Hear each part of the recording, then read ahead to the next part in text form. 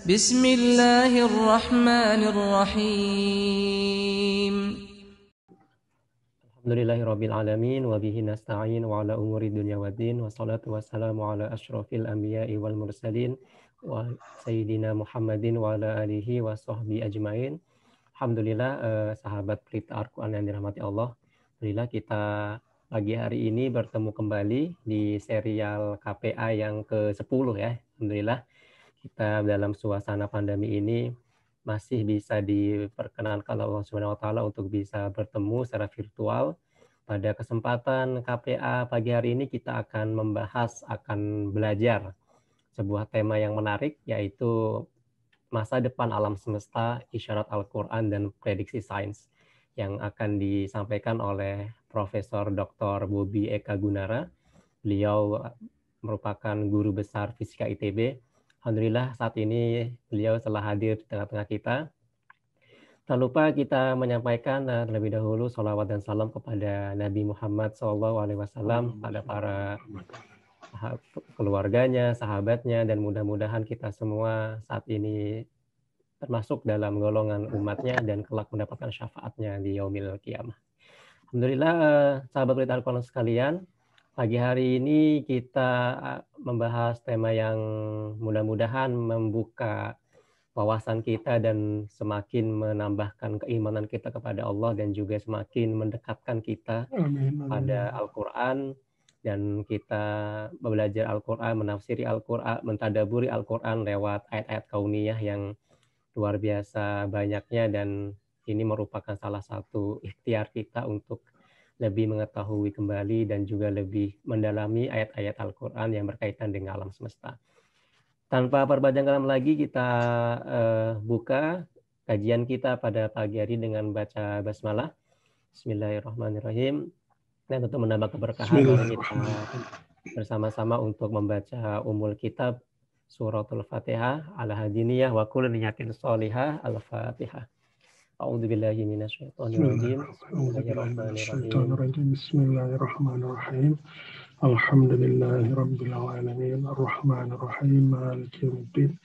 Iyyaka na'budu wa iyyaka nasta'in. Ihdinas siratal mustaqim. Siratal ladzina an'amta 'alaihim ghairil maghdubi 'alaihim waladdallin.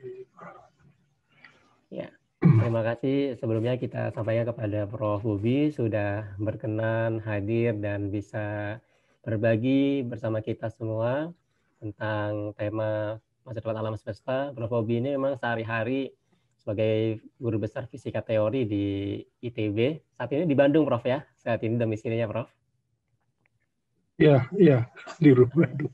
Iya, alhamdulillah kita bisa sama-sama. Mungkin biasanya jamaah kita atau sahabat pelita Al-Quran ini dari berbagai kota nih, Prof. Ada bahkan ada yang dari luar negeri. Ini saya lihat sebagai teman-teman ini ada teman saya nih yang dari Taiwan, ada yang dari Sumatera, nih ada yang dari Indonesia Timur. Kita akan sama-sama menyimak paparan dari Prof. Bobi terkait tema ini.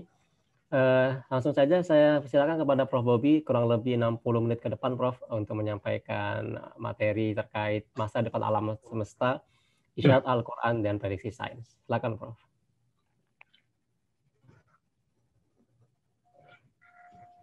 Oke, terima kasih. Assalamualaikum warahmatullahi wabarakatuh. Waalaikumsalam. Sebentar, tadi saya ada share screen. Oke. Ini terlihat ya? Masih loading, Prof. Oh, sudah. Oke, terlihat mungkin ya? bisa di slideshow, Prof. Oke, sudah, Prof, sudah muncul. Ini slideshow udah? Ya, Prof, sudah muncul. Oke, ini slideshow kan ya? Udah? Ya, sudah.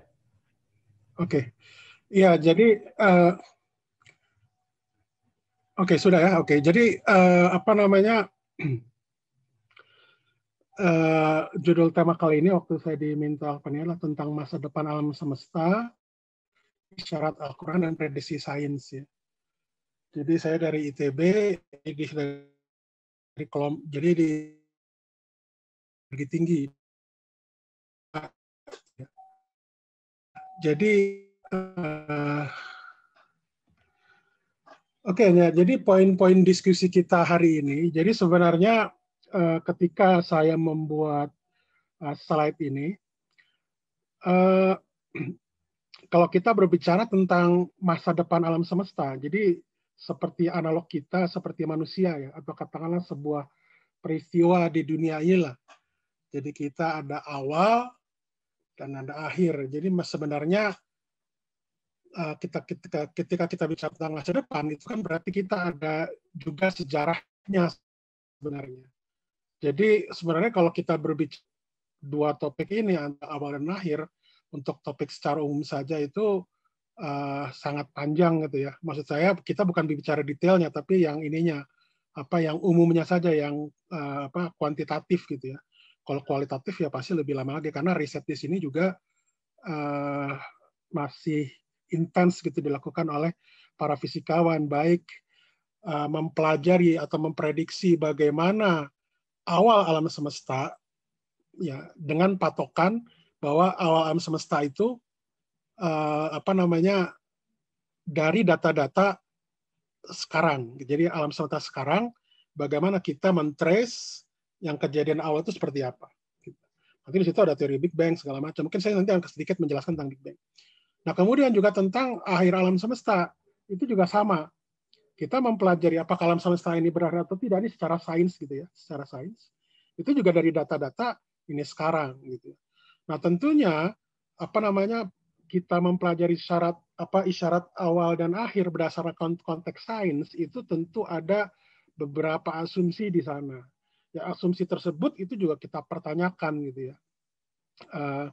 Kok bisa seperti itu? Memang asumsinya itu logis, tapi asumsi tersebut itu bisa berkembang seiring dengan perkembangan ilmu pengetahuan dan teknologi.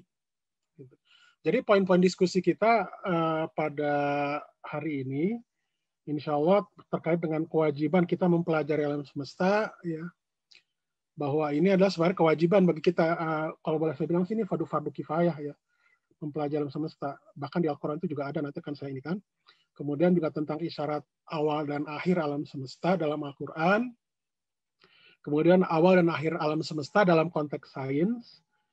Terakhir bagaimana kita bersikap gitu ya. Ini mungkin kesimpulan diinikan sendiri aja ya. Jadi nanti bisa kita nanti ada pertanyaan atau apa. Nah, tentang kewajiban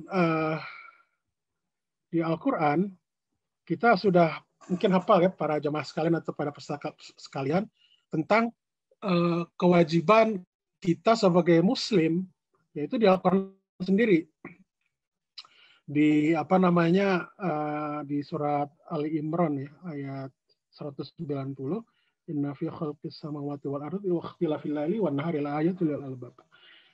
Jadi sungguh dalam penciptaan langit dan bumi dan pergantian malam dan siang terhadap tanda-tanda kebesaran Allah bagi orang-orang, di sini terjemahannya yang berakal ya, ulul albab. Tapi ulul albab ini dalam tafsir Ibnu Katsir dan beberapa tafsir yang saya baca dan diskusi dengan beberapa ustadz yang bisa bahasa Arab atau tafsir terkait dengan ini, ulul albab itu sebenarnya bukan hanya berakal, bukan hanya di situ diartikan sebagai orang cerdas, tapi orang cerdas ya, cendekiawan yang dia mendapat petunjuk hidayah dari Allah Subhanahu wa taala. Di Al-Quran, ayat ulul albab ini ada dua hal yang saya lihat garis besarnya disebutkan. Itu terkait dengan penciptaan alam semesta.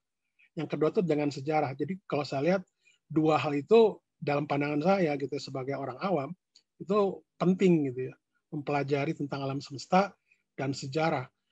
Nah, kenapa sejarah? Nah, itu juga sejarah itu terkait juga dengan nanti alam semesta. Tapi kalau sejarah ini dalam umum seperti misalkan dalam ilmu mungkin antropologi nanti bisa men-share ya kalau pakar antropologi. Jadi kita bisa melihat karakteristik sebuah masyarakat itu salah satunya itu dari sejarah. Gitu. Bahkan ada seorang dari Mesir, seorang pendakwah, seorang dai gitu ya. Saya disebutnya Ustadz Ali kita nyebutnya waktu itu ketika saya di Jerman. Beliau itu pelarian dari Mesir ketika Ikhwanul Muslimin dikejar-kejar. Yang beliau pertama kali cari itu adalah perpustakaan di desa tersebut. Nah kebetulan kalau di Jerman itu perpustakaannya itu sangat lengkap gitu. Jadi sehingga kita bisa baca di situ. Nah, kita bisa tahu bagaimana karakteristik masyarakat tersebut dari sejarahnya gitu. Nah, begitu juga alam semesta kelihatan. Jadi kalau masalahnya alam semesta itu kita kesulitan, yang kita punya itu cuma data-data hari ini. Data-data sebelumnya itu tidak ada. Itu baru kita prediksi saja, kita trace berdasarkan penemuan-penemuan partikel elementer yang kita temukan sekarang gitu. Bahkan partikel elementer yang kita temukan sekarang juga itu kita masih belum yakin apakah itu benar-benar elementer, benar-benar dasar gitu. Nah, jadi ulul albab itu menempati ayat di Al-Qur'an itu sangat-sangat khusus gitu. Jadi berbeda dengan yang yatafakkarun itu karena yang qilun gitu, yang berakal. Karena kalau yang yatafakkarun yang yaqilun itu umum gitu. Tidak harus orang tersebut mendapat petunjuk, tapi dia disuruh memikirkan gitu. Tanda-tanda kebesaran Allah. Tapi kalau ulul albab itu jelas. Nah, di ayat berikutnya ulul albab itu apa? Ini saya langsung bahas terjemahannya itu aja. Alladzina yazkuruna Allah. Jadi orang yang pertama mengingat Allah, zikir itu umum ya. Jadi mengingat Allah sambil duduk ya, dalam keadaan berbaring ya, berdiri, duduk, berdiri. Duduk, berdiri ya, dalam keadaan berbaring. Nah, artinya itu apa? Mereka itu mengingat Allah itu dalam keadaan diri, duduk dan berbaring. Artinya konsepnya itu kita dalam satu kehidupan itu kan ada keadaan duduk, berdiri dan berbaring. Artinya di setiap kehidupan kita itu kita harus mengingat Allah. Jadi memang itu yang dikatakan zikrullah itu orang-orang yang mendapat petunjuk, mengingat Allah selalu dalam kehidupan. Mungkin saya masih agak jauh dari aspek ini. Dan mereka memikirkan tentang penciptaan alam semesta, tentang penciptaan langit dan bumi. Jadi kita istilahnya mengingat zikrullah itu, mengingat Allah itu dengan keadaan berdiri, duduk, dan berbaring itu sambil memikirkan tentang penciptaan alam semesta, langit dan bumi. Artinya apa? Ya kalau boleh saya bilang, mempelajari alam semesta ini bagi seorang Muslim itu fardu kifayah gitu ya. Artinya kita harus tahu gitu ya. Kita harus tahu. Gitu. Nah, berdasarkan pengalaman saya mempelajari tentang penciptaan alam semesta tadi ya, tentang awal alam semesta dan prediksi model-model alam semesta yang bisa kemungkinan dia itu berakhir atau tidak, itu memang butuh effort. Jadi memang di sini tuh mengatakan bahwa kita tidak hanya cukup istilahnya dalam tanda kutip ya mengingat Allah, tapi kita harus ada usaha gitu untuk memikirkan gitu ya. Jadi usaha memikirkan penciptaan alam. Jadi kita istilahnya kalau dalam bahasa sayanya lah bahwa kita tulis publish paper lah gitu. Ada sebuah penemuan terkait tentang penciptaan alam semesta, tentang kita berusaha dengan model kita, dengan pemahaman kita, dengan akal kita, bagaimana kita memikirkan atau membuat model sehingga kita mengerti bagaimana penciptaan langit dan bumi. Di sini kita perintahkan untuk memikirkan masalah itu benar atau salah itu urusan Allah ya. Jadi kita hanya bertugas untuk memikirkan bagaimana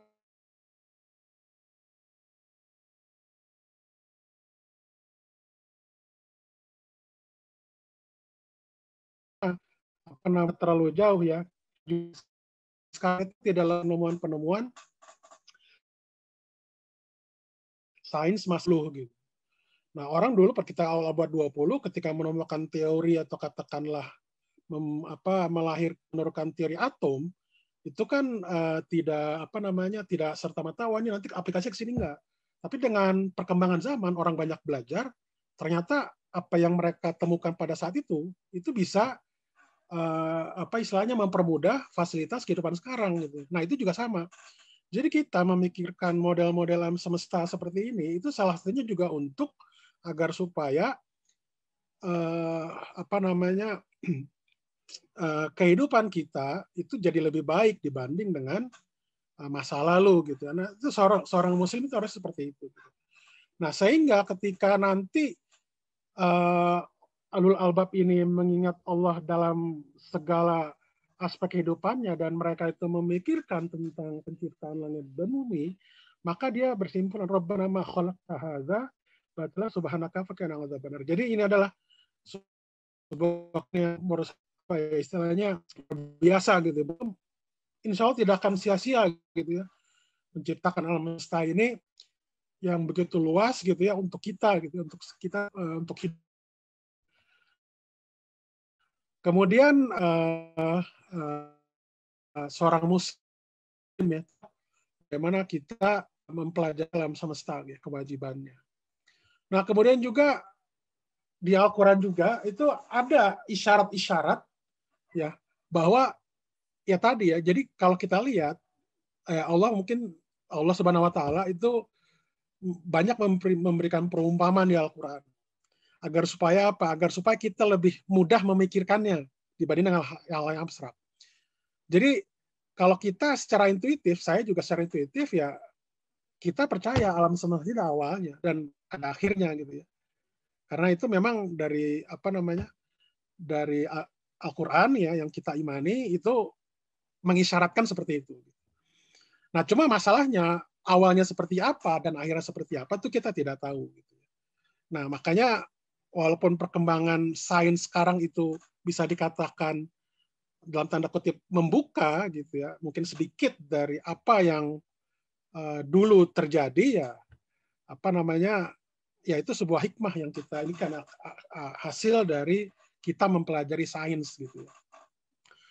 Nah, jadi di surat Al-Anbiya ayat 30 ini mengatakan bahwa jadi langit dan bumi itu awalnya satu ya. Jadi kalau di kita nanti di fisika ada yang disebut namanya teori unifikasi.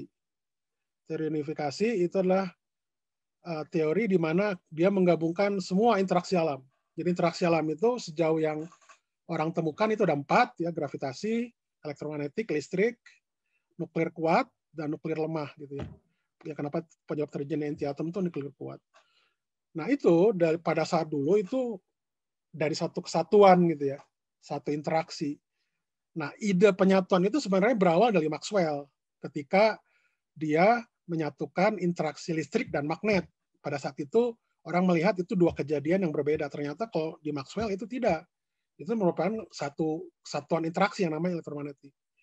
Kemudian Einstein juga itu punya mengikuti ide Maxwell.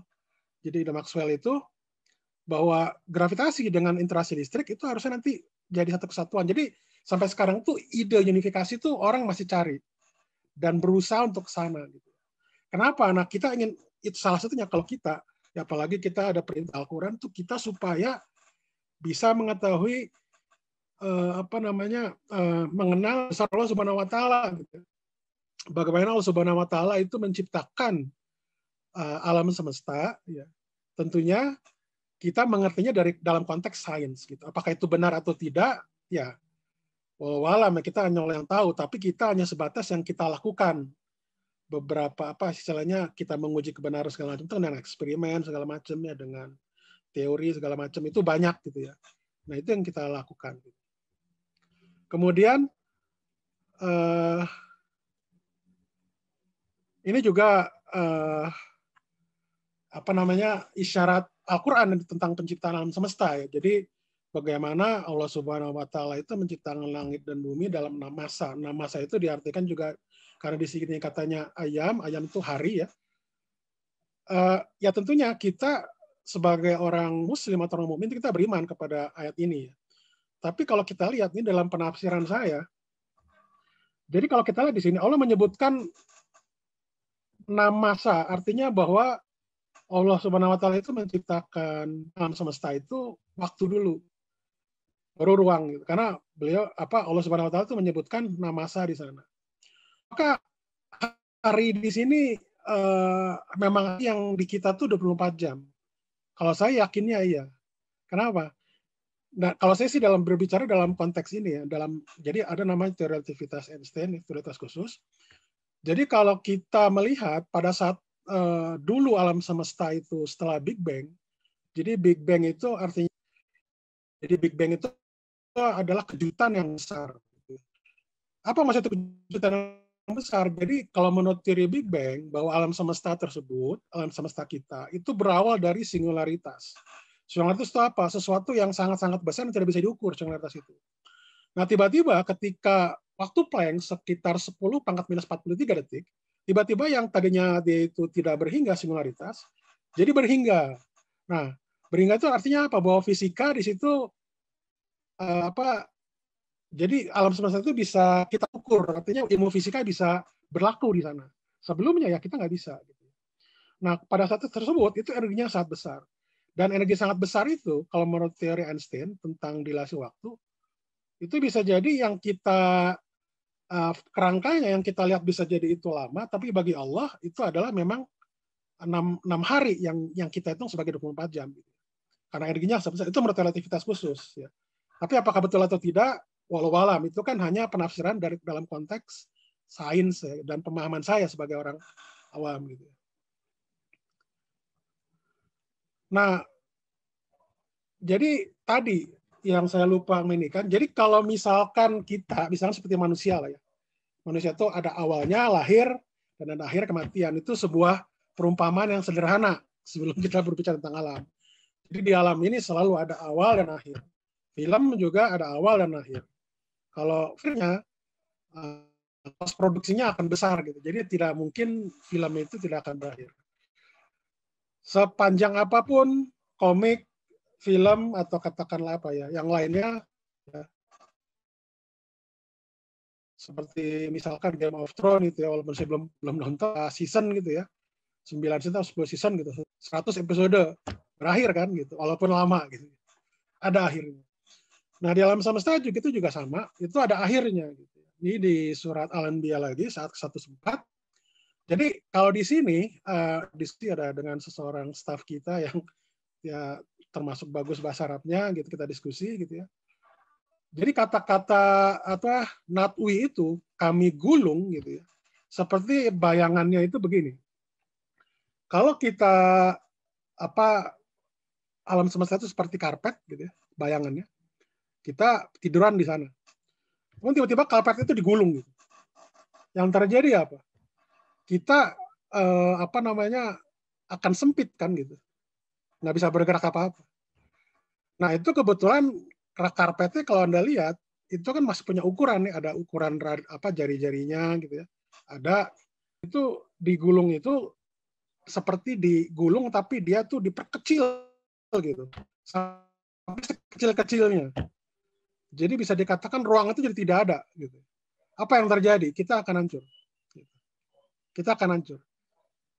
Jadi makanya dikatakan bahwa itulah kenapa di kiamat itu tidak akan kita bisa lolos. Kenapa? Karena ruangnya sudah tidak ada. Sedangkan manusia itu kan hidup dengan ruang. Ya. Kalau ruangnya sudah tidak ada, ya berarti tidak bisa gitu. Juga di di surat Al-Qiyamah ya. Wa idza sama kusitat. Jadi apabila langit dan dilenyapkan. Jadi memang di Al-Qur'an sebagai kita orang-orang beriman itu memang ada kiamat gitu. Itu bahkan salah satu rukun iman kan kiamat itu. Gitu. Jadi ini agak berbeda. Nanti kita lihat kita beriman kepada Al-Qur'an dengan sains, walaupun sains memang ada yaitu alam semesta kiamat, gitu. Tapi kiamat yang seperti apa yang dijelaskan seperti ini? Kita juga tidak tahu. Dan di sains juga seperti saya bilang, asumsi-asumsi yang digunakan sains itu masih bisa dipertanyakan dan juga masih bisa berkembang. Jadi teori Einstein itu sejauh ini yang establish untuk menggambarkan alam semesta. Tapi untuk beberapa ratus tahun ke depan mungkin ada teori baru yang kita nggak tahu ya, bergantung pada perkembangan zamannya nanti. Nah, oke, jadi sekarang tadi kita berbicara tentang isyarat awal dan akhir menurut Al-Quran. Nah, bagaimana konteksnya dalam ilmu pengetahuan? Nah, ini saya berbicara tentang model standar alam semesta. Jadi yang pertama, ini berdasarkan teori yang sekarang ya, teori Einstein, teori relativitas umum. Jadi ruang waktu kita itu berdimensi 4, 3 plus 1. Kenapa kok ini nggak langsung 4 aja? Ini saya bedakan. Kalau 3 ini ruang, 1 itu waktu. Jadi waktu itu merupakan koordinat yang berbeda dengan ruang. Kemudian juga ada asumsi lagi bahwa gaya gravitasi itu mendominasi alam semesta. Jadi ada 4 gaya dasar yang tadi saya bilang, gravitasi, listrik, nuklir lemah, sama nuklir kuat. Nah, di alam semesta itu mendominasi gaya gravitasi. Kenapa? Karena gaya gravitasi itu dia terkait dengan massa, gitu ya, massa benda, massa gravitasi benda. Dan massa gravitasi benda Anda lihat tuh kayak galaksi, cluster itu kan besar-besar. Itu dari pengamatan, makanya orang buat asumsi gaya gravitasi itu mendominasi alam semesta. Tetapi pertanyaannya, apakah dulu ketika awal alam semesta gravitasi juga mendominasi, atau mungkin nanti ketika itu berakhir, apakah gravitasi juga mendominasi? Kita nggak tahu. Nah, kemudian di kita dalam teori relativitas umum Einstein itu kita mengambil kasus khusus juga, di mana alam semesta ini mempunyai struktur kausal kuat. Artinya apa? Kita bisa membedakan di setiap titik di alam semesta ini itu masa lalu, masa depan, dan masa sekarang. Itu ini. Itu asumsi. Apakah ada yang alam semesta ini yang tidak punya struktur kausal kuat? Mungkin di bagian alam tertentu, di bagian alam semesta tertentu ada. Tapi ini berdasarkan ya pengamatan di bumi, hal seperti ini ya cukup bagus pendekatan untuk menggambarkan alam semesta. Dan kemudian energi dan materi mendominasi. Nah, ini juga sebagai catatan, energi dan materi mendominasi itu yang ditemukan manusia itu baru 5% dari alam semesta. Dan itu yang dipakai. Nah, bahkan ada penemuan baru bahwa sebenarnya yang 95% itu, yang mendominasi alam semesta itu, 95%-nya itu bukan yang kita temukan sekarang, tapi malah yang belum ditemukan. Yang kita sebut namanya energi dan materi gelap. Kenapa disebut gelap? Itu tidak berinteraksi dengan cahaya. Gitu ya. Kalau yang kita temukan 5% itu tuh berinteraksi dengan cahaya, makanya bisa kita deteksi. Gitu.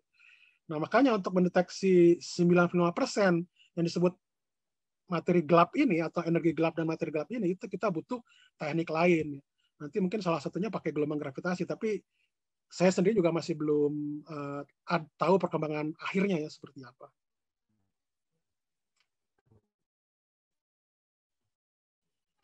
Nah, ini ilustrasi saja bagaimana teori gravitasi Einstein itu menggambarkan alam semesta. Jadi alam semesta bisa Anda bayangkan seperti lembaran karet gitu ya, lembaran karet yang elastis gitu ya.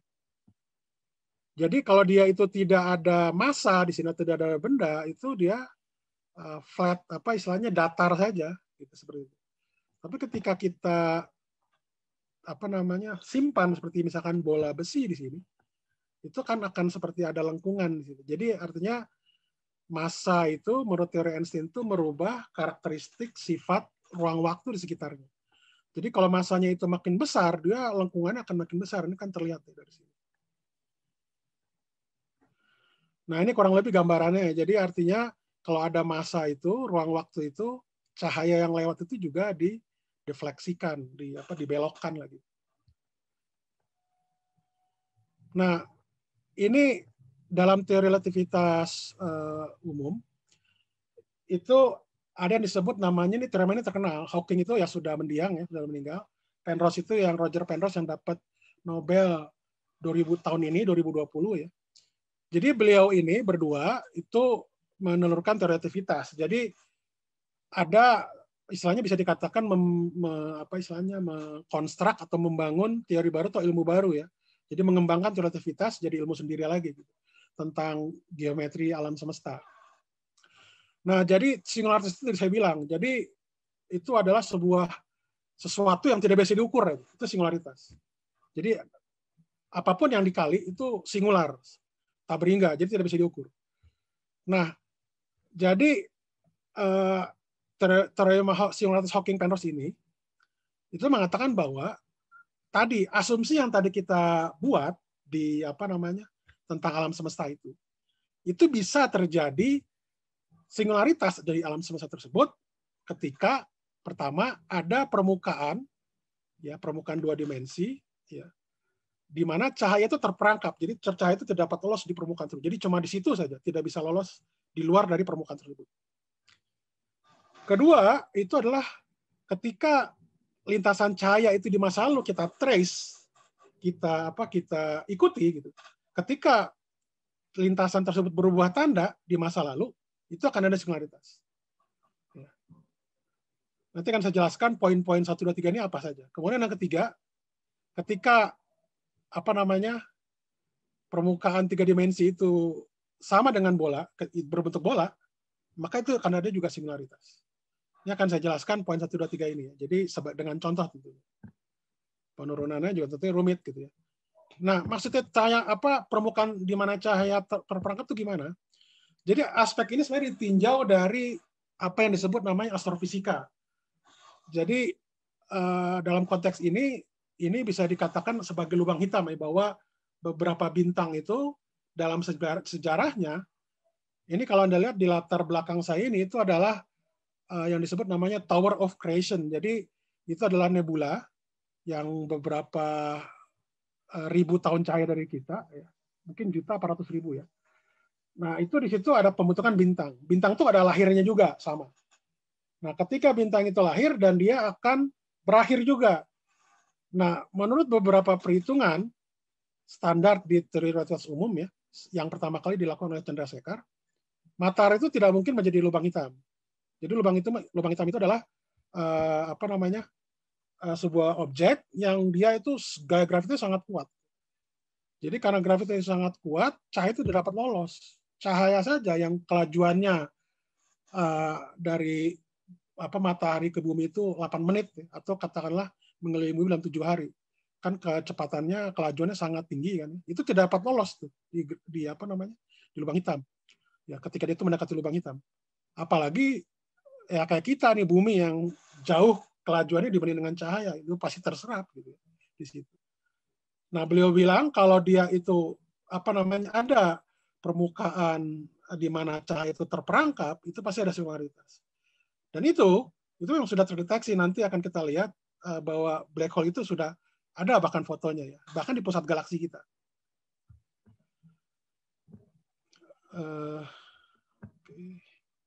Nah, ini contohnya gambarannya. Jadi kalau misalkan black hole itu, jadi kalau tidak kita tadi ya di gambar sebelumnya itu ada massa di sini, dia ada lengkungan di sini. Tapi ketika dia itu masanya itu sangat tinggi, bukan massa yang sangat tinggi ya, kerapatan masanya sangat tinggi. Jadi lubang hitam itu bisa sebesar kelereng, radiusnya cuma 1 cm, tapi masanya bisa 4 kali matahari. Jadi makanya dia sangat-sangat tinggi rapat masanya, sehingga yang tadi permukaan karet ini tuh bisa jadi sumur dia. Jadi ketika dia masuk ke sini, pas melewati ini, dia tidak mungkin akan lolos gitu. Seperti itu.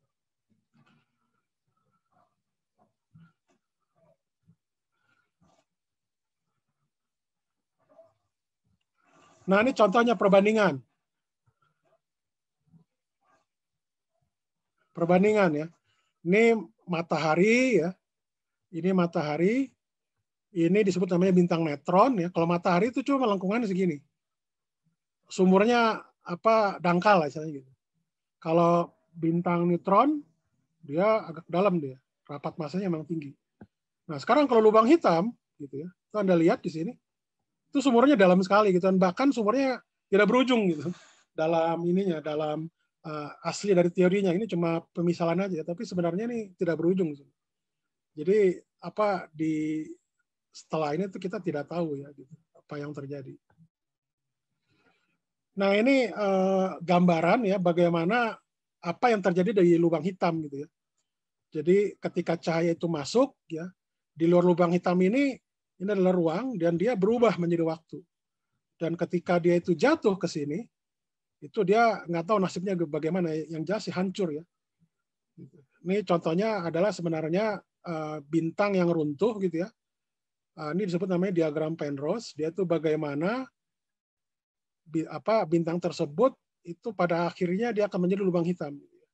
Karena keruntuhan gravitasi di intinya gitu ya. Collapsing gitu ya, collapse gitu.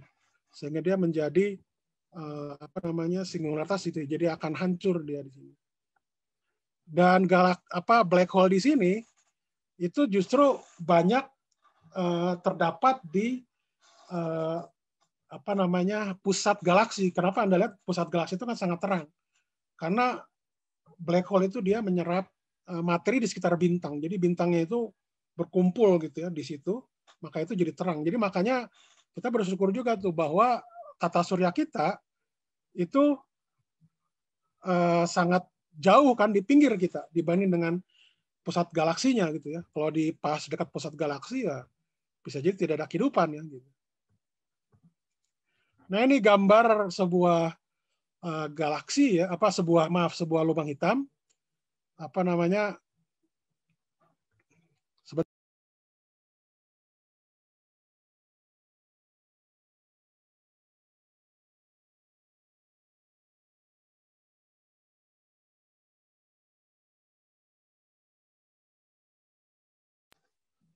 Oke, saya lanjutkan. Jadi ini adalah gambar dari lubang hitam gitu ya, yang berhasil difoto gitu ya, diolah. Jadi itu gambar tersebut berupa distribusi gelombang radio ya. Karena sangat lemah ketika sampai di bumi, ini jaraknya itu jutaan tahun cahaya gitu ya. Jadi ini lubang hitam di pusat galaksi M87. Jadi dengan menggunakan yang disebut namanya Event Horizon Telescope. Jadi ini gabungan dari beberapa teleskop yang ada di Amerika, Amerika Utara, Amerika Latin, dan Eropa gitu. Itu ada gabungannya di sana. Nah, datanya itu melebihi 1 tera kalau tidak salah. Nah, itu diolah, itu jadi bentuknya seperti ini. Jadi lubang hitam di sini itu yang pas di tengah sini. Jadi yang cahayanya di sini itu merupakan materi plasma namanya. Materi plasma itu biasanya materi yang dari bintang yang diserap oleh lubang hitam. Gitu.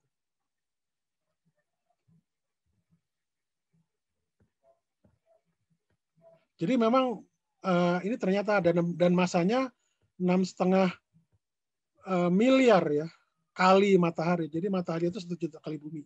Matahari itu 1 juta kali bumi. Nah, Anda kebayang kan? Massive black hole ini masanya 6,5 miliar kali massa matahari. Kemudian aspek yang kedua, maksudnya perubahan tanda lintasan cahaya di Maxwell itu apa? Jadi secara kosmologi, ini poin ini terkait dengan kosmologi. Kalau tadi itu astrofisika, kalau ini kosmologi. Bahwa alam semesta itu berawal dari ketabringgaan atau singularitas. Tadi yang saya bilang, bahwa jadi ketika dia itu Big Bang di sana, itu ada singularitas. Nah, ketika Big Bang itu adalah ketika singularitas tersebut, itu jadi terukur dia. Jadi bisa terukur artinya bisa dipelajari oleh ilmu fisika. Sebelumnya nggak bisa. Kenapa? Karena apapun yang dikalikan dengan tahingga ya tahingga gitu ya. Ketika ada sesuatu itu menjadi berhingga, nah itu sebuah kejutan gitu ya. Kok bisa gitu? Kenapa gitu? Nah, itu juga masih misteri gitu. Kemudian yang ketiga juga sama. Jadi kalau yang ketiga ini maknanya alam semesta secara kosmologi itu dia bisa ada kemungkinan berakhir gitu. Ada ketidakberhinggaan di awal dan di akhir. Itu secara kosmologi.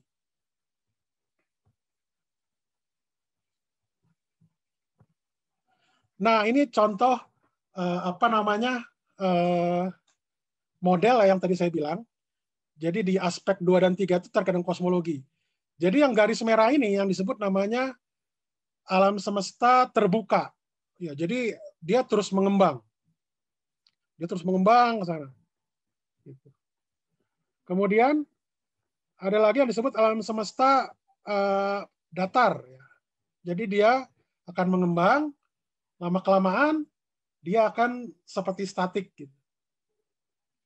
Nah, ini yang ketiga. Ketika tadi alam semesta kita itu dia bersifat seperti bola, isotropik ya, dan homogen. Nah, dia ketika dia tuh bola itu nanti dia akan berakhir. Nah, yang disebut namanya universitas alam semesta tertutup.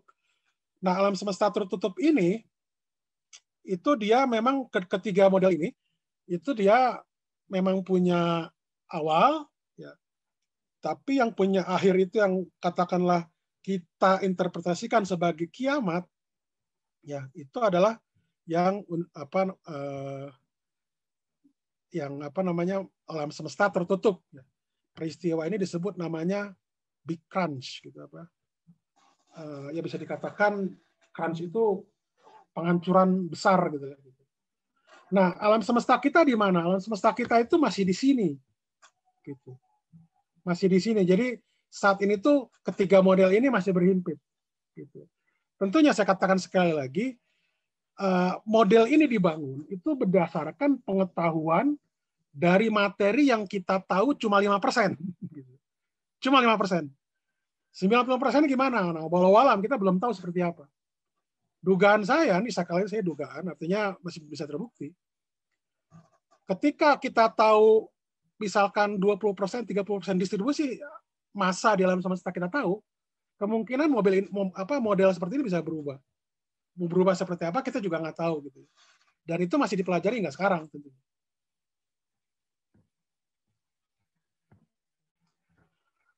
Nah, ini ada yang menarik di sini. Jadi ini apa namanya? Saya ambil dari ini. Ini ada majalah wiredco.uk, Anda bisa cari di sini. Jadi dia berawal dari Big Bang, ya. Jadi dari singularitas di sini. Kemudian ini terjadi setelah Big Bang itu ada inflasi namanya. Inflasi itu paling mudah suhu alam semesta itu berubah turun gitu ya. Jadi jadinya tinggi sekitar 10 pangkat 35 Kelvin. 10 pangkat 35 Kelvin itu bayangannya seperti apa panasnya. Jadi kalau Anda memasak telur yang berjarak 1 juta tahun cahaya, itu matang telur tersebut. Jadi ini ada sumber cahaya, ada sumber energi ini yang ekivalen dengan 10 pangkat 35 Kelvin. Anda punya jarak misalkan 1 juta tahun cahaya lebih sedikit lah gitu. Nah, ketika Anda masak telur di jarak 1 juta tahun cahaya, itu telur tersebut matang. Itu gambarnya seperti itu. Kalau sedikit lagi Anda masukkan, itu angus telur tersebut. Itu energinya seperti itu tuh luar biasa, gitu, sangat besar sekali. Nah, jadi makanya alam semesta ini terjadi inflasi, ada penurunan suhu di sana. Nah, ketika ada penurunan suhu, tadi interaksi itu berubah, pecah jadi dari 1 jadi 4. Ya. Ada seperti itu.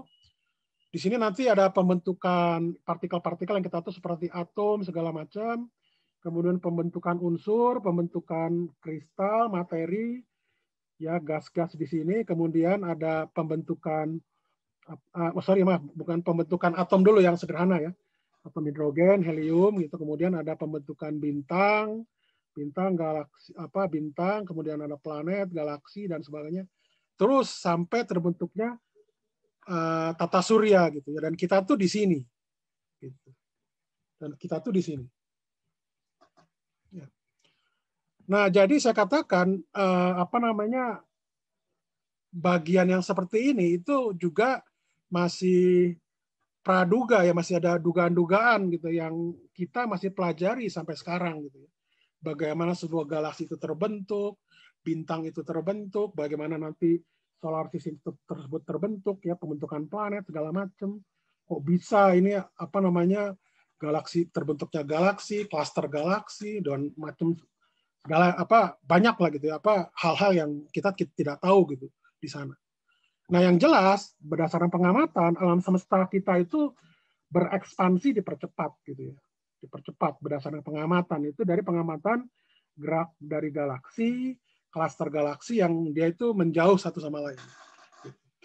Nah, bukan berarti menjauh satu sama lain itu umumnya, tapi ada juga yang bisa jadi saling mendekatkan karena kan kita patokannya di bumi kan ya. Kalau di bumi bisa jadi menjauh, tapi bisa jadi juga ada galaksi yang mendekat gitu ya. Galaksi bertabrakan, mungkin nggak itu mungkin. Gitu. Nah, jadi kalau untuk yang bagian ini itu masih orang belum tahu ya prediksinya seperti apa. Jadi kalau di sini memang nanti ada big crunch atau big rip namanya di sini, penghancuran galaksi jadi hancur, solar system tata surya hancur. Ya. Ya tadi kenapa mereka hancur? Karena ruangnya itu jadi mengecil gitu. Karena kan massa segini besar ya, ketika ruangnya itu mengecil, itu kan energi jadi besar, jadi bertumpuk. Semua menjadi yang tadi ya. Kita dibentuk dari atom-atom, ya berarti kita nanti menjadi atom-atom itu hancur menjadi partikel elementer, ya sudah gitu. Setelah itu apa? Ya sains tidak berbicara ya kehidupan setelah kiamat gitu ya. Ya.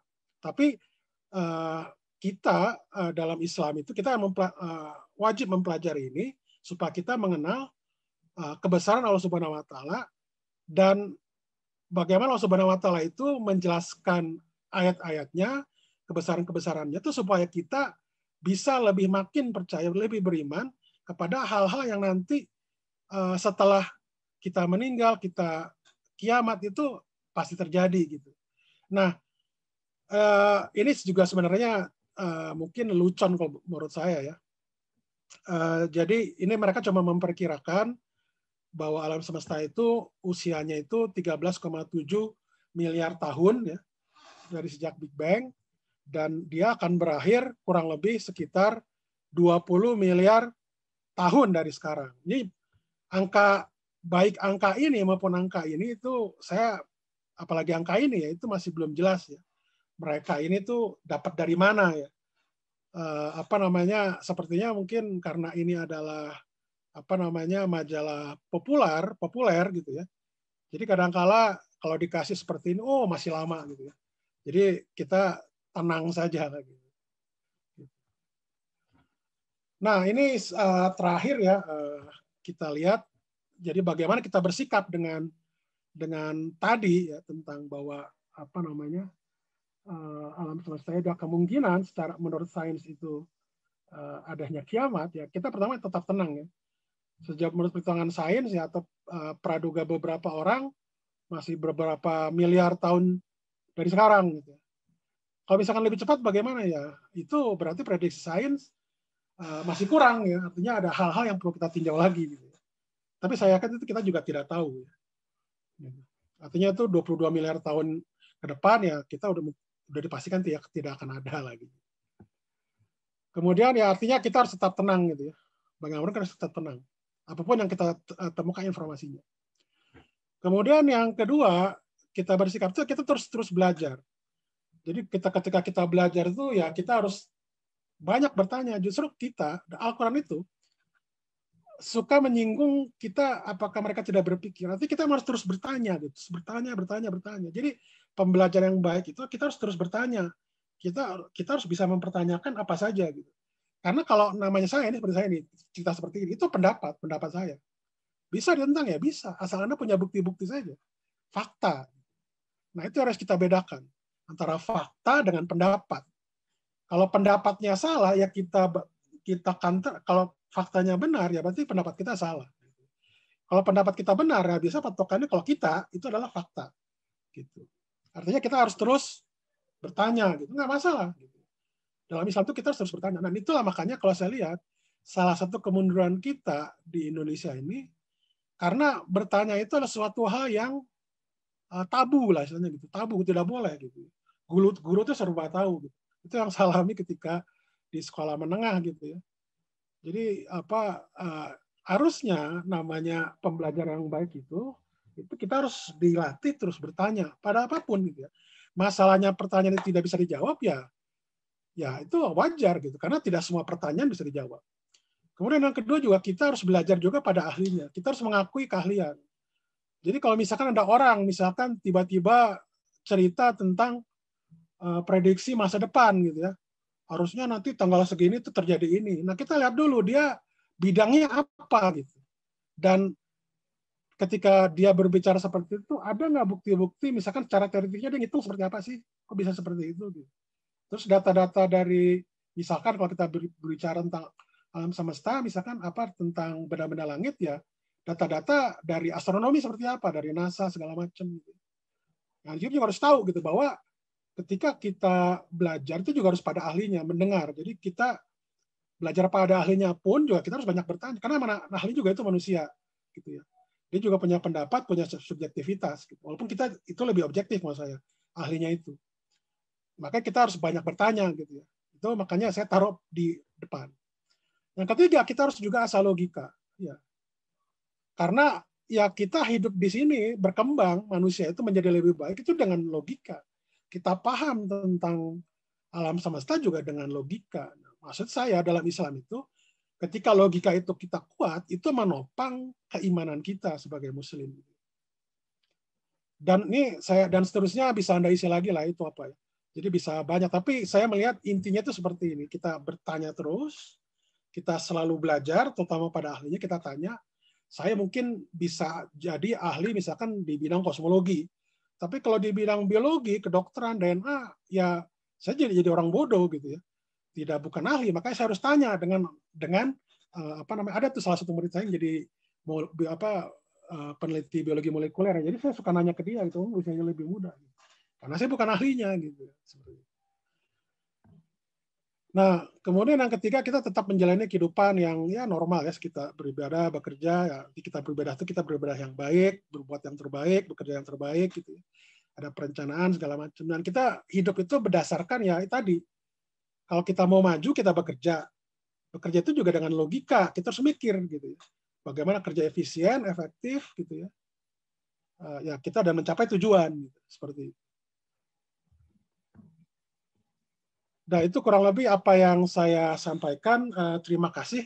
Walau bisawab. Assalamualaikum warahmatullahi wabarakatuh. Waalaikumsalam warahmatullahi wabarakatuh.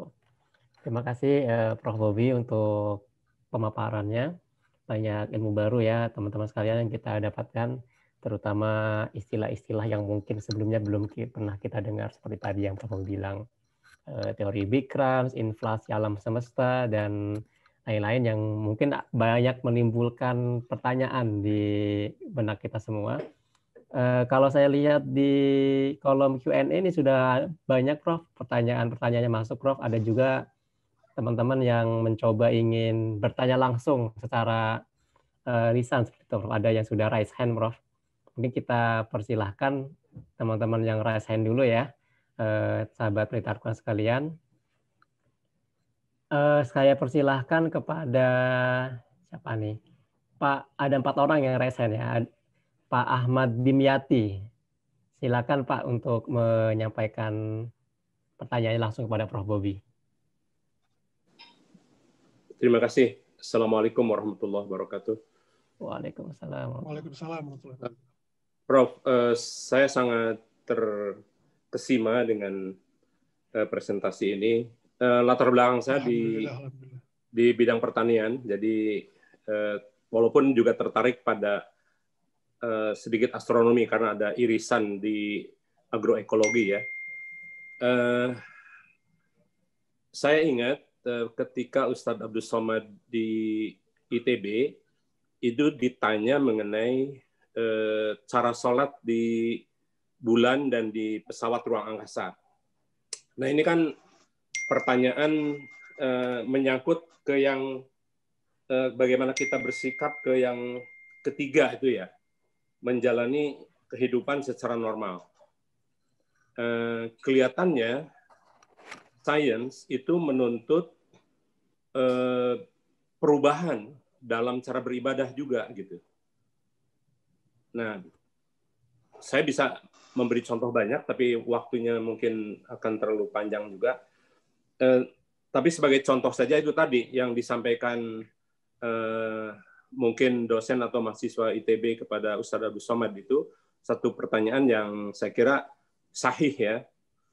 Nah, oleh karena itu ketika saya punya kesempatan berdiskusi dengan Ustadz Abdul Somad, yang saya sampaikan itu adalah satu usul agar para saintis itu berhimpun, mengumpulkan isu-isu yang relevan dengan masalah akidah, syariah dan tasawuf ya. Nah, dalam berkaitan dengan iman, Islam, ihsan gitu ya, maksud saya. Nah, dalam kaitan ini Ustadz Abdul Somad bagus sekali responnya. Dia sampaikan itu ide yang bagus. Mungkin kita perlu bertemu dalam bentuk ijtihad kolektif untuk menentukan bagaimana kita beribadah dengan perkembangan sains yang terus maju gitu. Nah, dalam kaitan ini saya usul agar profesor dan teman-teman di ITB mungkin bisa menjadi pelopor untuk menghimpun para saintis dalam mengumpulkan isu-isu tadi. Kalau mau ini, katakanlah mau yang cukup signifikan nanti marketingnya, itu isu antara hisab dan ru'yat saja yang sekarang kita belum bisa menyatukan gitu ya. Padahal Profesor Jamaluddin kan di sana gitu ya. Nah ini saya kira ini harusnya segera kita atasi dengan bantuan sains. Kita menyatukan cara menentukan awal dan akhir Ramadan misalnya. Nah ini isu ini saya kira sangat relevan. Antara lain untuk meningkatkan literasi sains dari para ustadz dan dai kita.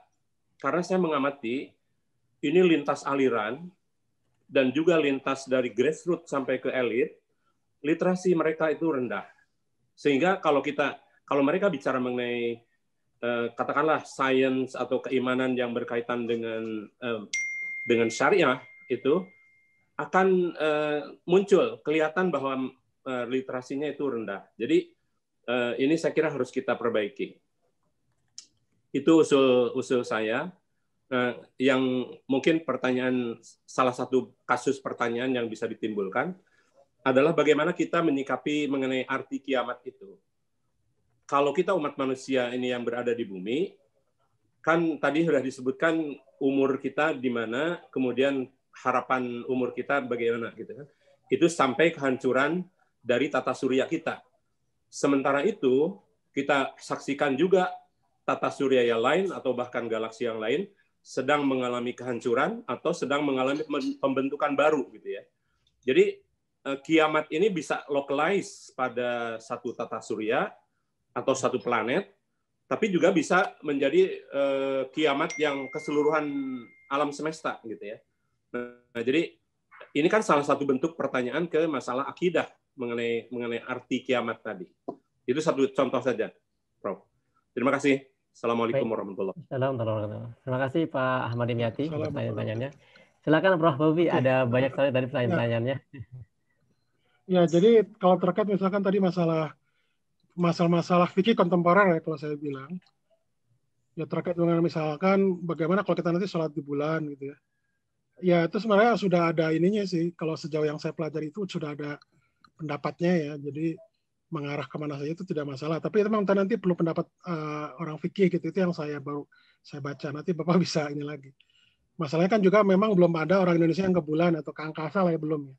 Kalau orang Muslim yang ke angkasa, saya nggak tahu sudah ada apa belum. Mungkin dari yang dari Malaysia mungkin ya. Kemudian itu terkait dengan ini ya. Nah, terus juga terkait dengan tadi ada aspek walaupun kita misalkan tadi penentuan hisab dan ruqyah dengan sains. Kalau sejauh yang saya pahami pemerintah itu sudah betul, artinya mereka mengumpulkan beberapa ilmuwan terkait dengan itu dan juga beberapa ormas Islam yang besar termasuk Muhammadiyah dan NU dan lain sebagainya.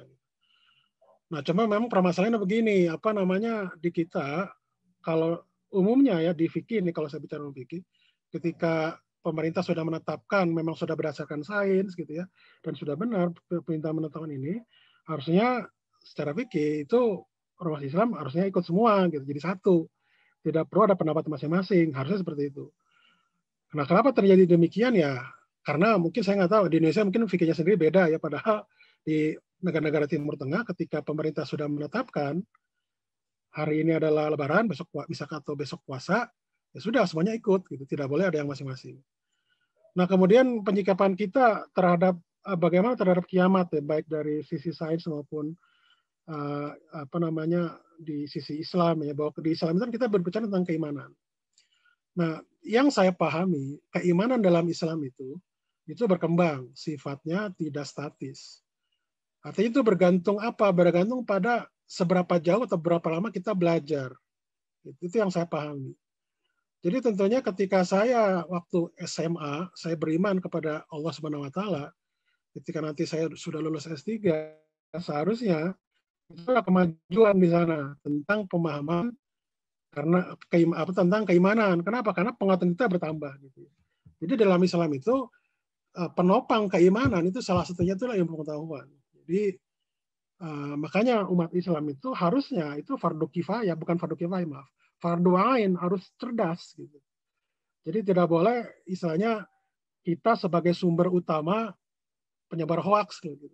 Kalau kita belajar misalkan dari ilmu hadis saja, ilmu mustalahul hadis, riwayatkan hadis itu kan juga tidak boleh sembarang orang. Dia harus ulama, punya keilmuan tertentu, ditambah lagi dia harus jujur, tidak boleh bohong, gitu. Dan lain sebagainya lah. Jadi itu banyak hal sebenarnya yang bisa kita pelajari. Makanya saya katakan sekali lagi, jadi harusnya kalau kita memang benar-benar gitu, harusnya logika kita harus sangat kuat. Sehingga kenapa? Informasi seperti hoax itu tidak akan menyebar terlalu luas di Indonesia. Gitu.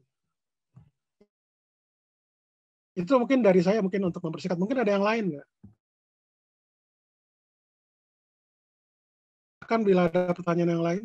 Baik, Prof. Ada lagi yang kita satu lagi ya untuk yang raise hand. Setelah kita raise hand, kita kembali ke kolom, kita masuk ke kolom Q&A. Saya persilakan ke Bapak mungkin ini ya, Pak Muhammad Fadil Harisah untuk langsung menyampaikan pertanyaannya. Silakan, Pak. Sebelumnya terdengar nggak suara saya? Terdengar. Silakan. Ya, oke. Bismillahirrahmanirrahim. Assalamualaikum warahmatullahi wabarakatuh. Waalaikumsalam warahmatullahi wabarakatuh. Selamat pagi. Terima kasih atas pemaparan dari Prof. Bobby ya. Jujur saya sangat excited banget tentang mempelajari Al-Quran dalam fenomena Al-Quran dalam sains itu di masa mendatang. Karena juga jujur sih saya juga lagi meneliti tentang berkaitan dengan apa yang pendekatan sains dalam Islam juga gitu. Meskipun saya juga ranahnya di bidang pendidikan gitu, tapi saya meneliti tentang peserta didik yang meningkatkan sikap spiritualnya itu. Nah, mungkin ini juga ya Prof ya, saya juga pengen bertanya juga nih, bagaimana sih ketika misalkan berkaitan dengan fenomena yang kesini nih kita melihat tuh ilmu-ilmu terus makin ke barat-baratan daripada ke yang ke musimnya gitu. Makanya juga kan dalam Permendikbud juga kan gini ya Prof ya. Dalam Permendikbud itu kan Permendikbud Undang-Undang nomor 24 tahun berapa? Yang nomor tahun 2013 itu kan salah satunya adalah meningkatkan sikap spiritual. Ada sikap sosial, sikap spiritual. Tapi sikap spiritual itu paling pertama. Namun ketika di sisi lain pengajarannya tuh kadang nihil banget. Bukan kadang, memang sering banget pengajarannya tuh nihil banget. Nah, menurut Prof, bagaimana ketika kita mencerdaskan kepada murid-murid, mensisipkan terhadap dengan teori saintifik tapi pendekatan musimnya itu bisa diterima dengan baik dan juga peserta didik juga senantiasa mempelajari terus Islamnya gitu. Saya melihat juga remaja sekarang juga akhlaknya sudah hilang banget. Makanya kan gitu ketika di sosmed ya, meskipun saya menyambung ke sosmed juga itu akhlaknya udah nggak ada banget. Gitu. Makanya juga ini pendekatannya penting banget sains kan gitu. Bahkan berkaitan dengan sains saja kan mereka juga masih gitu. Itu yang jadi masalah juga Prof. Itu yang pertama. Nah, yang kedua, ini masih berkaitan juga bagaimana juga ketika misalkan berkaitan untuk kita terus maksudnya ini era global kayak gini, entar lagi generasi Z, kita tetap terus istiqomah terhadap sains itu bagaimana gitu. Ini juga berkaitan juga dengan kita itu bangga sama ilmu berat, namun padahal di dalamnya saintis itu banyak ilmu muslim. Tapi kenapa itu yang akhirnya semakin menurun? Misalkan ya mungkin awareness sah-sah saja gitu. Saya sempat juga ingat dari salah satu ustadz juga mengatakan memang ilmu barat itu memang nggak salah gitu. Tapi juga kan kadang selamanya nggak salah juga sehingga tetap aja akan terjadi perdebatan gitu. Saya sempat baca buku juga Prof berkaitan dengan sains juga yang akhirnya membuat ini sains itu yang sudah menghilang gitu. Yang langsung ke pertanyaannya aja Mas. Pertanyaannya apa Mas? Karena waktu kita mepet ya. Sip. Nah, yang berkaitan dengan itu bagaimana kita menyikapinya ketika misalkan ini kadang berdebat gitu antara Al-Quran sama yang sains kan gitu. Kadang tuh mengamalkan ilmu sains tapi tidak berkaitan dengan muslimnya gitu. Ya, mungkin itu dari saya sih Prof. Kurang lebihnya mohon maaf. Assalamualaikum warahmatullahi wabarakatuh. Waalaikumsalam warahmatullahi wabarakatuh. Mohon maaf sebelumnya agak terlalu panjang. Silakan Prof. Ya. Oke, Mbak Awa, terima kasih. Jadi kalau yang terkait dengan yang pertama ya, jadi masalah pendidikan anak. Nah tentunya yang kalau kita menjelaskan tentang suatu materi itu juga ada istilahnya sisi pedagogiknya gitu. Sisi pedagogik. Jadi artinya pedagogik itu ya itu tadi kita melihat umur, usia, psikologinya seperti apa gitu ya. Bahan-bahan yang cocok seperti apa ya tentunya itu ada kajian tersendiri ya, itu di luar dari pengetahuan saya, keahlian saya gitu. Tapi kalau umum itu seperti itu. Artinya ya seperti gini, misalkan saya kan memberikan ini kan hal yang umum. Ya, karena ini kan untuk publik gitu ya. Kalau untuk mahasiswa saya itu pasti nanti akan ada matematikanya yang lebih rumit dibanding yang ini gitu. Kenapa ya? Karena memang mereka belajar untuk itu. Kalau misalkan kita hanya sekedar tahu atau katakanlah tadi cuma anak kecil kita berbicara tentang penciptaan alam semesta yang nanyanya itu misalkan anak usia 5 tahun, ya kita menjawabnya sesuai dengan apa yang mereka pahami secara psikologis gitu ya. Seperti itu gitu. Terus yang kedua tadi apa tadi pertanyaannya ya, Mas? Yang kedua terkait ini, Prof, yang perdebatan antara Al-Quran dan sains ini seperti apa sekarang ini, Prof? Karena banyak yang sains itu banyak ilmuwan non Muslim seperti itu, Prof. Oke. Ya sebenarnya gini, itu sebenarnya suatu hal yang alamiah ya. Artinya gini, kalau kita namanya mau bekerja, belajar, siapapun kita, Muslim non Muslim, ya itu insya Allah kita akan maju. Gitu. Kalau Anda mau belajar fisika secara dalam, misalkan fisika teoretik gitu ya, ya siapa yang berusaha dia yang maju. Tidak, itu udah sunatullah, tidak terlepas agamanya apa gitu. Nah, cuma keistimewaan kita sebagai Muslim yang kita yang umumnya kita tidak tahu, belajar itu adalah merupakan ibadah dan dalam rangka meningkatkan pemahaman keimanan kita kepada Allah Subhanahu wa taala. Jadi saya katakan tadi sekali lagi, iman dalam Islam itu berkembang dan itu ditopang oleh pengetahuan kita, penguatan kita. Nah, penguatan kita itu tentunya ada beberapa asumsi kan yang kita pakai dan itu juga memang masih bisa dipertanyakan gitu ya. Artinya apa ya? Nanti pemahaman kita juga akan berkembang gitu ya. Apa istilahnya? Ya sesuai dengan kemajuan, seiring dengan kemajuan sains dan teknologi dan juga perkembangan zaman gitu. Artinya Anda tidak perlu takut belajar tentang sains gitu. Misalnya di perdebatan segala macam nih, katanya bertentang segala macam, itu kan berarti kita tarik lagi ke awalnya, ilmu apa istilahnya, ilmu itu kan kita ada asumsi, ada hal yang mendasar, yang asumsi yang itu masih bisa dipertanyakan gitu ya. Kalau misalkan yang gaib, bagaimana? Yang gaib itu ya boleh aja Anda pertanyakan, tapi memang dalam Al-Quran itu hal yang gaib itu sudah dikunci dalam artian boleh nggak dipelajari, boleh saja, tapi Anda tidak akan mampu gitu, itu aja. Nggak dilarang Anda mempelajari hal yang gaib, tapi itu akan sia-sia gitu. Nah, arti tadi gini, jadi istilahnya Allah Subhanahu wa taala itu menginginkan kita agar supaya kita itu belajar mengenal kebesaran-kebesarannya gitu. Bahwa dengan mengenal kebesaran-kebesarannya itu akan kita lebih dekat mengenal Allah Subhanahu wa taala sebagai pencipta, bahwa memang segala sesuatu ini tadi tidak sia-sia gitu apa yang diciptakan oleh Allah Subhanahu wa taala. Mungkin mohon itu bisa menjawab lah. Terima kasih, Prof. Kita masuk dulu ke kolom Q&A ya, Prof. Ada 14 pertanyaan nih, Prof. Mudah-mudahan bisa terjawab sebelum waktu 8:30 nih. Pertanyaan pertama dari Nurul Huda Hasmar. Assalamualaikum warahmatullahi wabarakatuh, Prof. Izin bertanya, apakah yang dimaksud dengan al-alamin, alam semesta? Mengapa Allah menyebutkan samawati wal ard, langit dan bumi? Mengapa yang disebut itu bumi, sedangkan masih banyak planet-planet lain, ada juga bintang-bintang?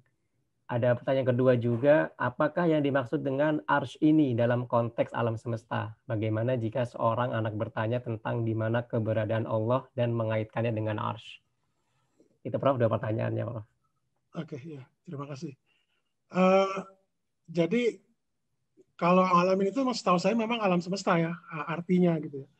Nah, tapi kenapa Allah Subhanahu wa taala menyebutkan dalam konteks itu ya biasanya seperti alhamdulillahirabbil alamin itu semesta alam, langit dan bumi gitu ya. Jadi semesta alam itu kemungkinan ini termasuk alam nyata dan alam gaib. Gitu.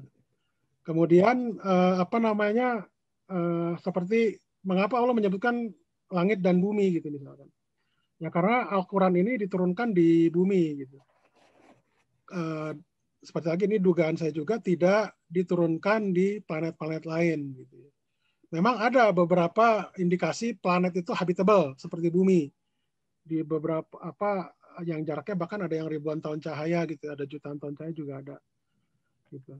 Nah, itu karena Al-Quran itu di bumi. Kalau misalkan nanti kita ada kemajuan bisa ke planet lain, Anda ketemu makhluk yang lain gitu misalkan ya. Ditanya apakah ada utusan Allah kepada kalian gitu. Ya itu bisa saja gitu ya. Bertanya seperti itu. Itu tapi kalau Anda ke sana. Tapi sampai sekarang kita belum tahu gitu ya. Kemudian tentang arsy. Arsy itu sendiri ya walau alam saya juga nggak tahu gitu ya.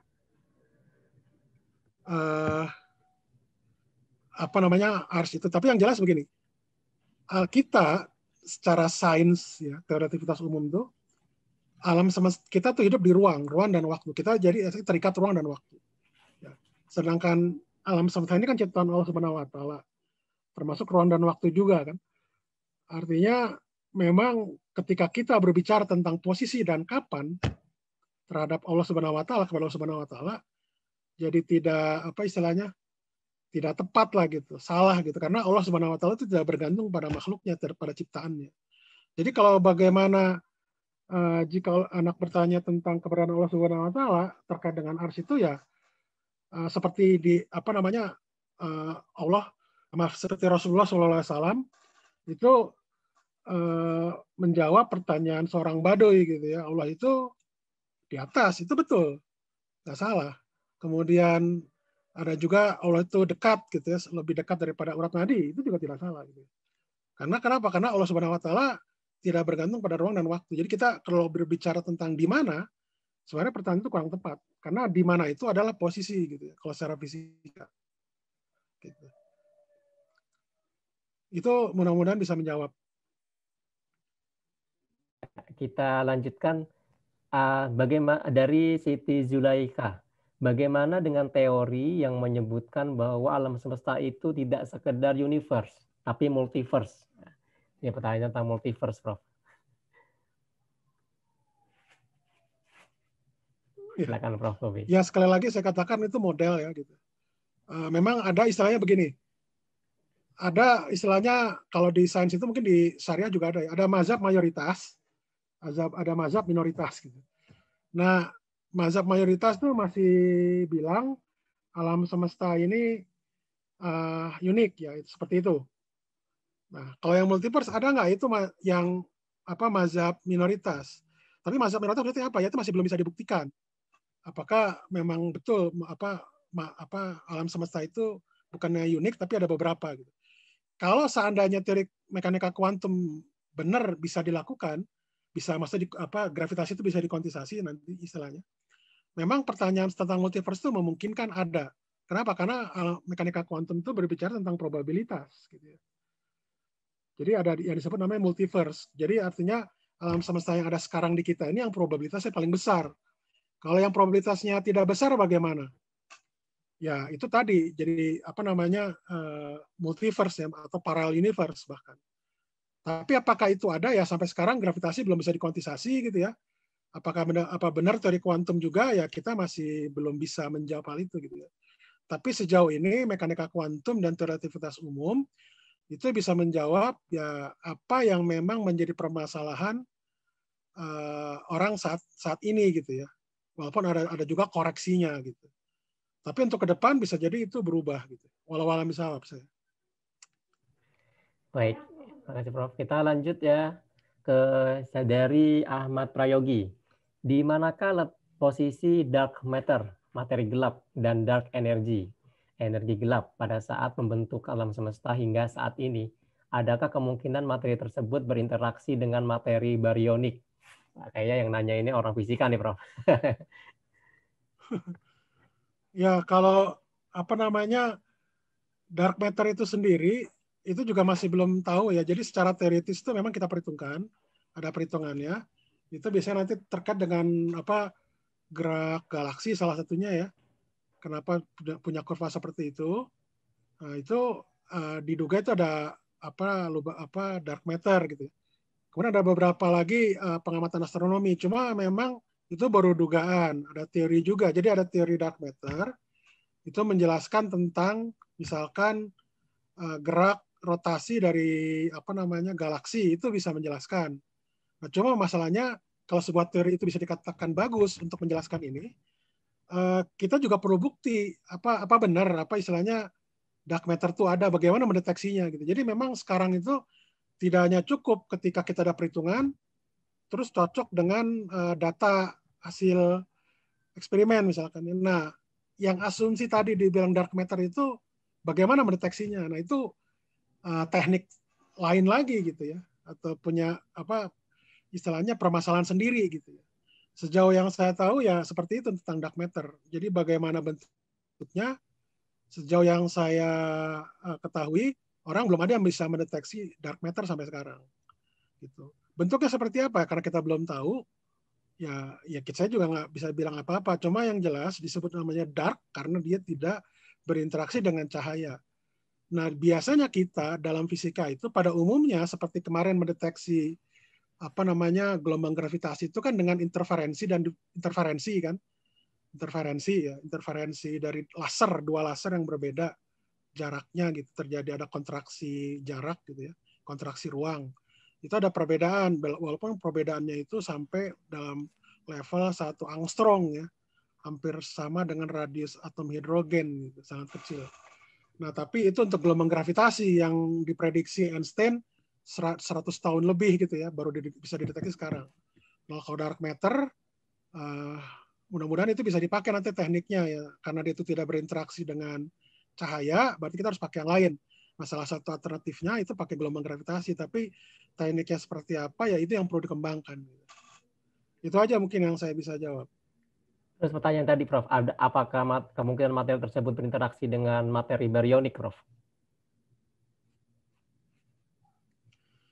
Nah, saya nggak tahu tuh seperti apa, karena seperti ya itu masih belum tahu lah saya. Intinya masih belum tahu, karena dark matter itu ya masih misteri ya. Orang belum banyak tahu. Baik, kita lanjutkan satu pertanyaan di Q&A. Dari Pak Banu Muhammad. Prof, dari tadi dibahas tentang materi. Kalau dalam fisika yang dimaksud imateri itu apa ya, Prof? Lawannya materi mungkin, Prof, yang dimaksud. Imateri. Ya, materi itu yang bisa kita deteksi. Yang materi yang kita lihat seperti atom sama itu kita bisa deteksi. Apakah yang kita tidak bisa deteksi kita bisa sebut imateri? Ya mungkin bisa juga, bisa ya. Seperti misalkan dark matter kan itu belum bisa kita deteksi sampai sekarang. Tapi seperti kita percaya gitu bahwa itu tuh ada karena memang tadi dia bisa menjelaskan beberapa hal. Tapi apakah betul atau tidak ya itu nanti perlu dideteksi bentuk ininya seperti apa gitu. Dark matter itu apakah itu memang partikel atau memang objek geometri gitu, itu juga masih belum jelas gitu. Jadi masalah materi dengan imateri itu bergantung ininya sih, kita melihat dalam konteks apa gitu. Kalau dalam gaib ya walau alam apa gitu imateri ya saya nggak tahu ya, seperti itu. Baik, kalau yang jelas materi itu yang bisa kita deteksi biasanya itu materi. Nah, yang dikatakan materi di sini misalkan 5% dari alam semesta itu terbentuk materi, itu materi yang kita bisa deteksi. Sisanya 90% itu dark matter, itu materi yang kita percaya yang belum bisa kita deteksi. Kalau hubungannya ke itu, Prof, partikel dan antipartikel itu ke sana pembahasannya, Prof, itu seperti apa, Prof, ya? Kalau partikel itu dengan antipartikel itu materi. Dengan sinar gamma juga, foton itu materi. Oh, berarti antipartikel masuk materi, Prof, ya? Termasuk materi, ya. Oh, baik. Oke. Kita ke raise hand dulu. Ada teman-teman yang raise hand, ada 4 orang. Saya persilakan kepada Pak Bayu untuk menyampaikan langsung pertanyaannya kepada Prof. Bobi. Terima kasih. Assalamualaikum warahmatullahi wabarakatuh. Waalaikumsalam. Saya ada 2 pertanyaan, Prof. Waalaikumsalam. Yang pertama tadi Prof membahas awal bahwa Allah di awal itu Allah menciptakan waktu di awal gitu. Jadi ruang itu belum ada gitu, Ustaz. Kemudian di akhir juga space itu jadi menghilang, cuma ada waktu. Demikian juga waktu saya melihat gambar black hole itu di event horizon, setelah kita masuk di event horizon itu space tidak ada, hanya ada waktu. Nah, itu seolah-olah kalau pemahaman awam saya mengenai keterkaitan space time gitu, bukan space and time. Itu breakdown di 2 kondisi itu, Prof. Itu yang pertama. Yang kedua masalah dark matter sama dark energy. Prof tadi bilang jumlahnya total itu 95% gitu. Bagaimana dengan kaitannya dark energy, dark matter ini dari rumus Einstein E sama dengan mc². Kalau energi itu adalah materi, materi itu adalah energi. Apakah dark matter ini, dark energy ini terjadi saling Jelas. saling terkonversi energi, kemudian menjadi dark matter, kemudian dark matter lagi menjadi dark energy gitu, Prof.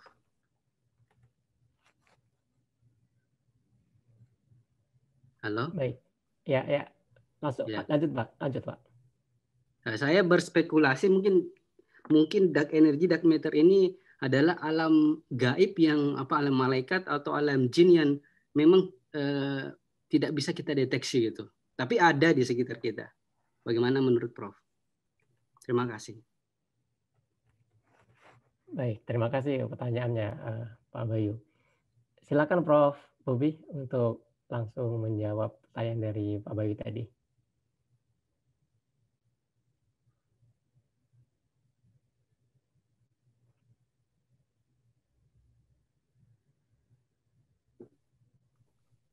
Halo ya. Ya, Tadi saya sempat silakan putus Prof. nih. Oh ya. Tadi yang pertanyaan keduanya saya kurang jelas. Tadi saya sempat putus. Tapi dia pertanyaannya terkait ini Prof, yang dark energy dan yang dark pertama matter. saya tahu terkait dengan masa itu ya, waktu ya. Iya. Jadi memang begini, itu cuma istilahnya dari pemahaman saya terkait ayat itu bahwa kemungkinan besar waktu dulu diciptakan gitu ya. Baru ruang, dalam artian perbedaannya berapa detik. Nah itu tadi yang saya katakan. Jadi ketika waktu Planck saja 10 minus 43 detik gitu ya. Jadi itu sangat-sangat cepat gitu. Jadi pada saat itu waktu sudah ada, tapi ukuran dari radius alam semesta itu sangat-sangat kecil. Hampir mendekati titik lah gitu. Jadi energi sangat besar. Nah itu terkait dengan tadi dugaan alam semesta berdasarkan teori Big Bang. Yang tadi, yang yang di awal tadi. Kemudian ketika dia itu Big Crunch, mungkin saya belum bentar ya.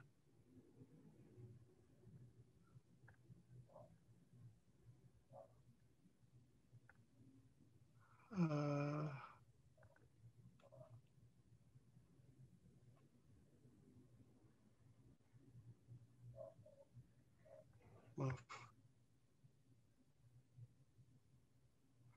Nah, jadi ini ketika waktu Big Bang di sini. Nah, ketika itu Big Crunch itu bukan hanya ruang saja, tapi waktu juga hancur di sana. Gitu. Jadi artinya memang apa yang ada di dalam semesta ini, kalau untuk yang Big Crunch ini dia memang istilahnya semuanya hancur, jadi tidak ada. Gitu. Itu yang kurang lebih pertanyaan pertamanya ya, kalau tidak salah ya. Iya, Prof. Kalau yang keduanya apa ya? Yang kedua itu terkait apakah mungkin dark energy dan dark matter itu saling terkonversi, Prof. Seperti di kaitannya sama rumus energi Einstein, MC kuadrat itu, Prof. Di mana energi sama dengan materi gitu. Iya, namanya juga dark matter, kita belum tahu apa gitu ya. Tapi biasanya kan kalau kita mempelajari sesuatu yang baru itu juga kan kita coba dulu pakai teori yang memang sudah ada, yang sudah standar, dalam ini relativitas, misalnya relativitas khusus ya, yang E sama dengan MC kuadrat. Nah kalau misalkan nanti kita ditemukan dark matter ternyata ada teori baru, ya berarti nanti teori relativitasnya itu direvisi bisa jadi gitu ya, karena ketidakcocokan gitu. Tapi sejauh ini yang saya pahami itu tuh masih berlaku teori relativitas Einstein ya. Karena juga materi gelapnya itu masih belum bisa ditemukan, belum bisa kita hasilkan di laboratorium lagi. Jadi kan energi yang dihasilkan itu sekitar 10 tera kalau tidak salah ya.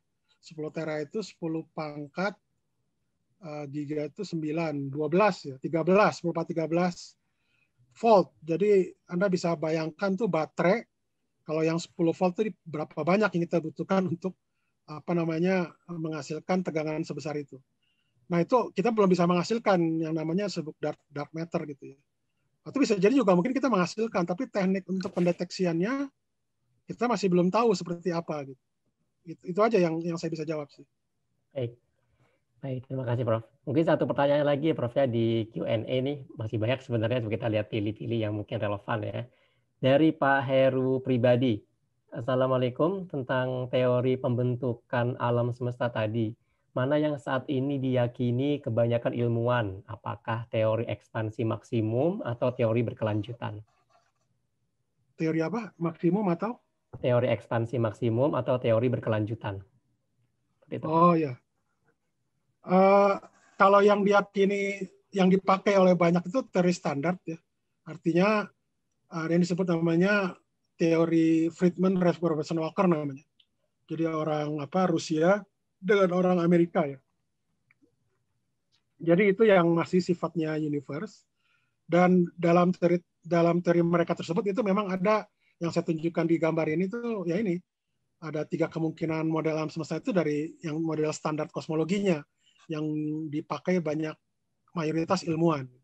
Kalau misalkan yang berkelanjutan ya maksud saya nanti ketika ada Big Crunch ini bisa jadi nanti ada lagi alam semesta yang lain yang diciptakan, yaitu masih dalam bentuk teori alternatif ya. Tapi sejauh ini belum ada yang bisa deteksi untuk ke sana gitu, dari data-data alam semesta yang ada sekarang berdasarkan pengamatan astronomi dan tumbukan atau kolisi dari partikel elementer gitu di lab. Itu saja mungkin. Baik, Prof. Ini satu lagi, Prof ya, terakhir nih, ya, insya Allah karena waktunya sudah 8:29. Dari Pak Agus Fanar Sukri, bila secara teori ada black hole yang akan menyerap berbagai benda di alam semesta, apakah dari black hole akan mengeluarkan lagi benda-benda di alam semesta yang baru? Menarik nih, Pak. Ya, memang gini, memang itu pertanyaan yang bagus memang. Jadi ini sekali lagi secara teori ya. Jadi kalau yang memang sudah diamati secara faktanya, black hole itu menyerap materi benda. Nah, tapi ketika materi itu diserap, misalnya kayak kita ya manusia diserap oleh black hole, apakah kita akan hancur atau katakan nanti kita bisa keluar lagi ke tempat yang lain gitu. Kalau secara teori itu memungkinkan, ada yang disebut namanya white hole. White hole itu adalah sebuah objek yang dia itu selalu mengeluarkan benda, jadi tidak menyerap. Kalau black hole itu selalu menyerap benda di sekitar. Kalau white hole itu dia mengeluarkan benda di sekitarnya. Jadi, nah kalau secara diagram Penrose, ya, saya nggak bisa tunjukkan, ada di buku textbook ya, mesti dicari. Jadi, nah ketika nanti kita masuk black hole itu bisa secara teoritis nih, ini belum dibuktikan karena belum ada yang ke sana gitu. Itu kita akan keluar dari white hole gitu. Jadi dari black hole keluar ke white hole. Tapi sekali lagi, itu tuh masih level teoritis. Kalau secara logikanya, ketika kita masuk black hole karena waktu berubah jadi ruang jadi waktu, tertukar gitu, jadi kita bisa dikatakan hancur di situ. Karena proses biologis kan itu harus benar antara waktu-waktu, ruang-ruang. Ketika dia itu bertukar, berarti tidak ada proses biologis di sana. Proses sel membelah segala macam. Jadi kemudian kita akan hancur di sana. Kalau saya sih jawabannya seperti itu, yang bisa dikatakan kuat secara faktanya gitu ya, dibanding dengan yang tadi white hole, walaupun itu secara teoritis, secara diagram Penrose itu ada. Baik, sebenarnya masih banyak nih Prof pertanyaan-pertanyaan yang belum terjawab, Prof. Di Q&A ada 10 pertanyaan lagi, kemudian saya lihat ada yang nyelip nih 3 pertanyaan di kolom chat, ada teman-teman yang masih resen juga, tapi apa daya waktu yang sudah habis dan sudah terbatas memang. Insya Allah nanti kita akan coba diskusikan lagi dengan teman-teman, semoga juga nanti Prof. Bobby berkenan menjawab ya, kalau misalkan nanti kita kirim kolom yang ada di pertanyaan ini, Prof, yang belum terjawab ini. Nanti kita bisa share di grup komunitas jawaban-jawabannya, Prof. Itu mudah-mudahan bisa dijawab sama Prof Bobby nanti, insya Allah. Terakhir, Prof, mungkin ada kata-kata penutup, Prof, closing statement untuk menutup sesi kita pagi hari ini terkait tema KPA pada pagi hari ini. Silakan, Prof. Ya, kalau saya sih sebenarnya terkait dengan tadi ini aja, bagaimana kita bersikap. Jadi ya tadi harus kita tetap tenang gitu ya, terus belajar, banyak bertanya, belajar pada ahlinya, asah logika yang tajam, dan juga kita tetap menjalani kehidupan normal. Itu aja yang saya bisa sampaikan. Baik, Prof. Terima kasih. Baik, terima kasih Prof Bobby dan sahabat Pelita Al-Quran sekalian. Tadi tercatat yang gabung 187 orang, Prof, alhamdulillah bersama kita pagi hari ini. Mudah-mudahan banyak wawasan, banyak ilmu, dan juga pemahaman baru yang kita dapatkan pada pagi hari ini, terutama semakin meningkatkan keimanan kita terhadap Al-Quran melalui tadabbur ayat-ayat kauniyah atau ayat-ayat tentang sains. Sekali lagi kami ucapkan terima kasih banyak kepada Prof Bobby atas waktunya pada pagi hari ini telah berkenan sharing kepada kita sekalian dan teman-teman sekalian yang hadir. Insya Allah kita bertemu lagi teman-teman di sesi KPA berikutnya, sesi KPA terakhir ini ya di tahun 2020. 2 pekan lagi, tanggal 27 Desember, insya Allah akan membahas tema mengungkap proses kimiawi pada fenomena-fenomena warna dalam Al-Quran yang akan disampaikan oleh Bapak Dr. Renat Agustinus Zulis. Beliau merupakan dosen kimia UI, pendiri dan juga sekaligus sebagai pendiri Rumah Sains Indonesia. Mudah-mudahan kita bisa hadir lagi pekan depan dan kita semua sehat selalu ya teman-teman sekalian, dan kita tetap menjaga jarak, memakai masker, dan juga tetap hidup dalam kondisi yang new normal ini. Mudah-mudahan kita semua dilindungi oleh Allah Subhanahu wa taala dan senantiasa kita mendapatkan keberkahan dari Allah Subhanahu wa taala. Kita tutup sesi kita pada pagi hari ini. Oh ya, jangan lupa untuk update terus info kegiatan kita kajian Pelita Al-Quran. Follow Instagram @pelitaquran.id dan subscribe channel YouTube-nya. Insya Allah kajian-kajian yang kita bahas, yang kita selenggarakan pekan-pekan sebelumnya akan kita coba upload di YouTube channel kita. Kita tutup pertemuan kita pagi hari dengan membaca hamdalah, alhamdulillahirabbil alamin, dan kita sempurnakan dengan doa penutup majelis. Subhanakallahumma wa bihamdika asyhadu alla ilaha illa anta astaghfiruka wa atubu ilaik. Sampai jumpa pekan depan. Dari kami mohon maaf. Wassalamualaikum warahmatullahi wabarakatuh.